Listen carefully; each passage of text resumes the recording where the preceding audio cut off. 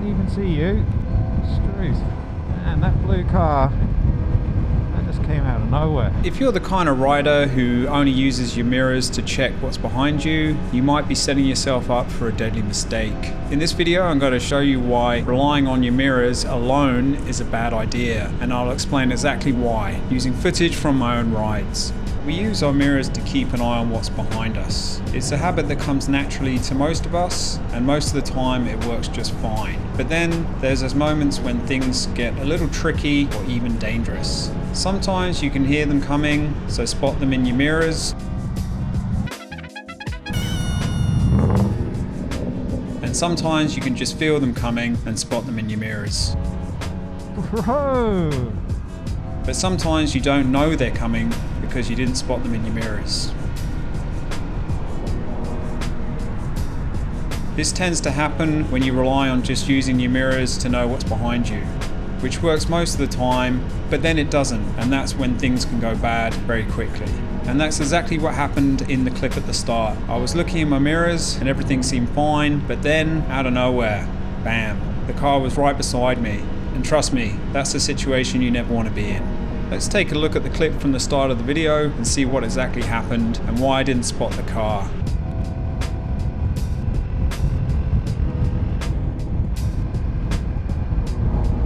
Ooh, didn't even see you. Struth. And that blue car, that just came out of nowhere. So I said that blue car came out of nowhere. Is that true though? It came from somewhere, right? Let's have a look. So I've paused the video here, and this is where I'm about to take my kind of first big look in my mirror, and I do spot them. You can see here where it's paused that I can see them, like they're there, they're pretty far back, but they're there, so I'll just run the video. Okay, so I paused it just after I took my first look in the mirror at this point of the ride, and I've just joined onto a stretcher dual carriageway, so it's 2 lanes, and you know, I'm always riding along, trying to keep an eye on the person in front, check for what's behind, that kind of thing. And I'm using my mirrors pretty much to check what's happening behind me. Now you can see from this first check of the mirrors, or just after I've just paused it, just after I've done that, we can see the car. We can see it's there. They're pretty far back, but they are there. And the mistake that I made was I assumed that they were just gonna cruise along, same as me, same as the person in front. Most people do the speed limit and we will just cruise along, and those gaps pretty much stay the same. If I'm getting close to the person in front, I can kind of see that happening over a period of time. And if someone is catching up behind me, normally it's quite slow. We can actually see that they're making up ground very quickly, but I don't know this because I haven't seen them in the mirrors because I'm focusing on what's ahead of me. Because normally, that's where your danger is going to come from, is in front of you. Yes, you need to be aware of what's behind you, that kind of thing. And that's something I need to get better at doing as a new rider. And I hope that never happens to you either. But you know, that's why I'm highlighting this, to try and help improve both of us so that we both get better and don't have a situation like this. But I'll run the clip and you'll see they're coming up quick. They're coming up really fast. We can see them in the mirror. I'm not looking at that. I'm looking ahead, but we can see them coming up. So I'll hit play and we'll see that happening.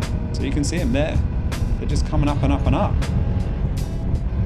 And it's here where I do my next check of my mirrors. You know, it's been a few seconds. I'm trying to be a good rider. I'm like, okay, I should check again. But now they're not there. So by the time I do another check in the mirrors, they've gone out of view of what's in the mirror, of what I can see in my mirrors. So I'm like, what? It all happens together almost simultaneously. So as I look again, I'm like, oh, there's no one there. And then all of a sudden they're right next to me. So I might just run that one more time in real time, as it were, without the pauses, just so you can see what happens. Basically, I do my check. Oh, there they are. They're pretty far back. And then I do a check, which I think is pretty soon after the previous check, like just trying to do them fairly regularly. And they're not there, and then they are, because they're right next to me. So they go from being in my mirror to being right next to me, which kind of, you know, you can hear. It surprises me in that.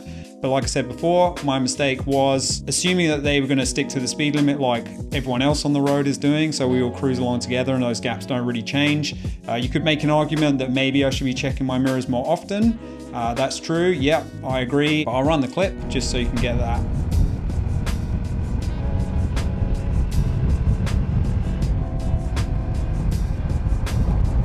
Ooh, didn't even see you. Struth. And that blue car, that just came out of nowhere. Yeah, got to get better at this stuff. So I guess the recaps and the takeaways are, like, you can't rely on your mirrors too much. They're a super important tool. They're a must-have on a bike, in my opinion. That's what I do use most of the time to see what's behind me. And yeah, like, you know, 9 out of 10 times or 99 out of 100, they're really doing the job. Sometimes you get a situation like that where you can't just rely on them, because yeah, you can end up in a situation that's pretty dangerous, and that's what we're trying to avoid, is putting ourselves in danger, because we are vulnerable as motorcycle riders. We're not in a steel cage like a car. If we get hit, yeah, it does a lot of damage. So if you shouldn't just use your mirrors, what else should you be doing? I covered that in this video here. If it isn't up yet, subscribe if you don't want to miss it. Until then, I'm going to let the YouTube algorithm pick the video which it thinks you will want to watch next. It normally picks a short, so have fun with that. And thanks for watching till the end, and I'll catch you in the next one.